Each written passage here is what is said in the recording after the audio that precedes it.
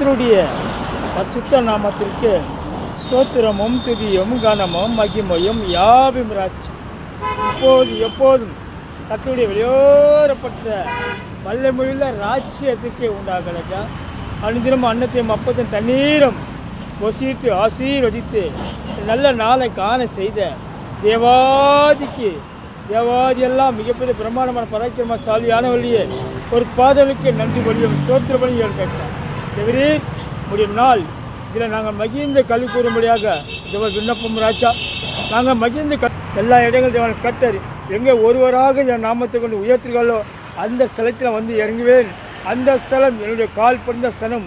எம்மைய முதல் குமரனுடைய கால் பிறந்த பட்டணத்தில் அநேக ஜனங்கள் அநேக மக்கள்கள் அநேக ஜாதிகள் இயேசு நாமத்தினால் எல்லோரும் ஆசீர்வதிக்கப்பட வேண்டும் என்று இருக்காரம் கூப்பி மன்றாடி புண்ணியமாடிய பொறுப்பாத வணங்கி கெஞ்சி செப்பிருங்க.